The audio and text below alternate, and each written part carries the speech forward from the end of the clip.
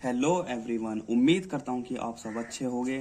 तो चलिए स्टार्ट करते हैं आज की इस वीडियो में class 10th UP board subject maths का चैप्टर 1 रियल नंबर की एक्सरसाइज 1.1 के क्वेश्चन नंबर 2 व 3 को हल करेंगे। पिछली वीडियो में हमने एक्सरसाइज 1.1 के क्वेश्चन नंबर 1 को वास्तविक संख्याएं प्रश्नावली 1.1 का प्रश्न 2 दर्शाइए कि कोई भी धनात्मक विषम पूर्णांक 6q + 1 या 6q + 3 या 6q + 5 के रूप का होता है, जहां q कोई पूर्णांक है। तो सबसे पहले तो हमें ये देखना है कि धनात्मक विषम पूर्णांक कौन कौन से होते हैं। तो जैसे कि आपको पता है विषम संख्याएं वे होती है जो 2 से विभाजित नहीं होती, जैसे कि 1, 3, 5, 7 ... तो इसलिए धनात्मक विषम पूर्णांक भी यही होंगे, क्योंकि धनात्मक का मतलब है धन, यानी कि पॉजिटिव नंबर्स, और पॉजिटिव नंबर्स भी यही होते हैं। तो चलिए फ्रेंड्स क्वेश्चन को शुरू करते हैं। माना ए कोई धनात्मक विषम पूर्णांक है। माना ए कोई धनात्मक विषम पूर्णांक है जहां बी भाजक बराबर 6, जो अर्थात इसके संभावित शेषफल हमें प्राप्त होते हैं।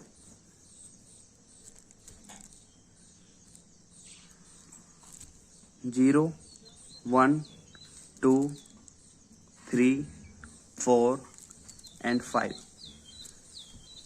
इस कंडीशन में जो इसका सही रूप बनेगा वह यह होगा, शेषफल का मान 0 के बराबर तथा 0 से बड़ा तथा भाजक से छोटा। यह इसकी कंडीशन है।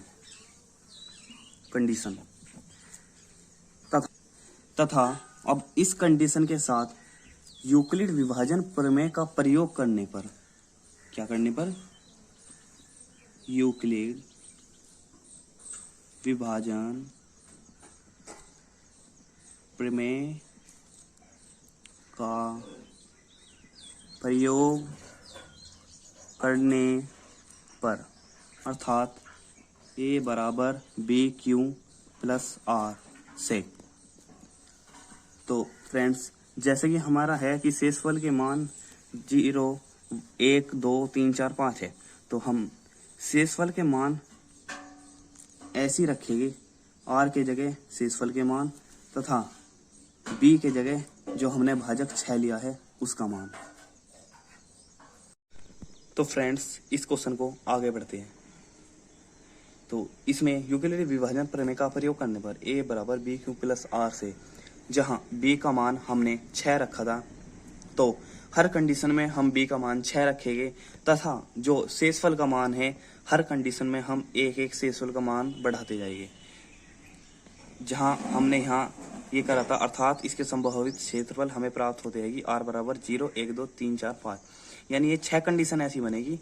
कितनी बनेगी? 6 कंडीशन ऐसी बनेगी जिसमें यूक्लिड विभाजन प्रमेय का प्रयोग हो। तो चलिए फ्रेंड्स शुरू करते हैं। a बराबर b, भाजक का मान 6, क्यू का मान नहीं है तो क्यू का मान ऐसे ही, प्लस r, शेषफल का मान पहले हम 0 रखे, तो ये हो जाएगा a बराबर 6q। ये हमारी पहली कंडीशन होगी। अब दूसरी कंडीशन की तरफ बढ़ते हैं।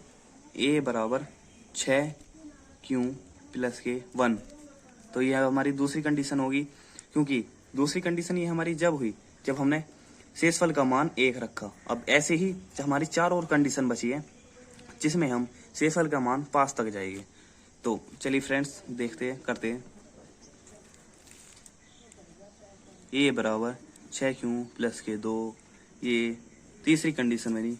a बराबर 6q + के 3, ये चौथी कंडीशन हमारी बनी। a बराबर 6q + के 4, ये हमारी पांचवी कंडीशन हुई। a बराबर 6q + के 5, ये हमारी छठी कंडीशन हुई। अब देखो दोस्तों, हमारे जो शेषफल के मान थे 0, 1, 2, 3, 4, 5, ये हमारी हर कंडीशन में बन गए। ये हमारी टोटल कंडीशन आ गई।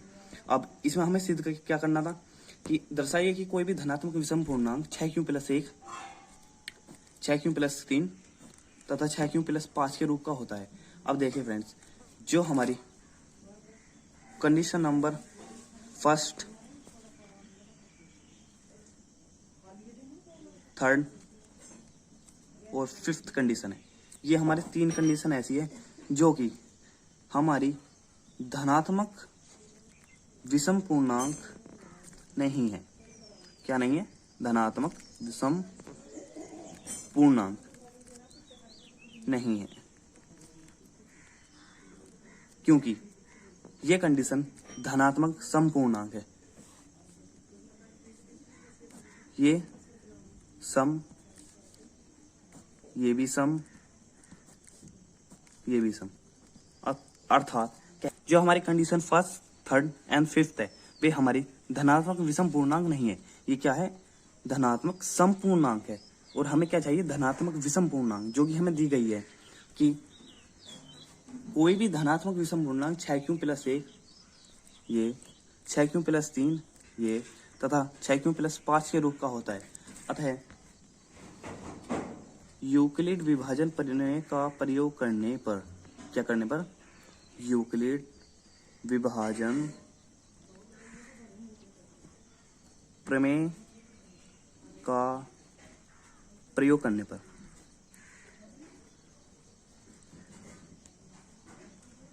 हम पाते हैं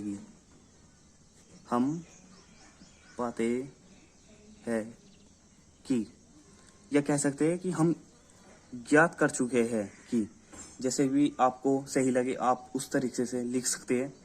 तो चलिए आगे बढ़ते हैं।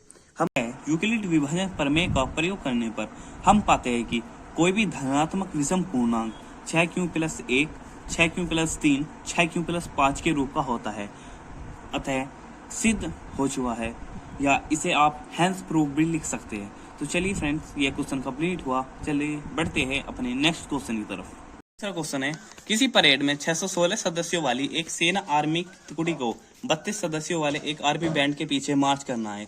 दोनों समूह को समान संख्या वाले स्तंभों में मार्च करना है। उन स्तंभों की अधिकतम संख्या क्या है जिसमें वे मार्च कर सकते हैं? तो हमेशा ध्यान रखिएगा कि अधिकतम संख्या हमें एससीएफ हमारा ज्ञात होगा यूक्लिड विभाजन प्रमेय का प्रयोग करने पर। क्या करने पर? यूक्लिड विभाजन प्रमेय का प्रयोग करने पर, अर्थात a बराबर BQ+R से। तो चलिए हमें एससीएफ ज्ञात करना है, तो इसके लिए a बराबर BQ+R का प्रयोग करने पर, जिसमें बड़ी संख्या 616 तथा छोटी संख्या है 32। तो सबसे पहले हम बड़ी संख्या को ले लेते हैं। 616 बराबर b, जो इसका भाजक है ये 32 है। तो 32 में कुछ ऐसा गुना, या तो वह गुना करने के बाद 616 हो, या 32 में कुछ ऐसा गुना करने के करे जो नियर बाय 616 हो, तथा उसमें कुछ ऐसा जोड़ जो 616 के बराबर हो। 616 बराबर 32 गुना 12 प्लस के 8। अब इस कंडीशन का भाजक तथा शेषफल का प्रयोग करने पर 32 बराबर 8 गुना 4 प्लस के 0। तो फ्रेंड्स, जैसे कि मैंने आपको पहले भी बताया था कि जिस कंडीशन में शेषफल का मान 0 हो जाए, क्या हो जाए? शेषफल का मान 0 हो जाए तब उस कंडीशन का भाजक ही हमारा एससीएफ होगा। अतः स्तंभों की संख्या, क्या? स्तंभों की संख्या या एससीएफ बराबर 8, अर्थात ऐसे 8 स्तंभ हो गए जो दिए गए प्रश्न का हल हो गए। तो इसका 8 आंसर है।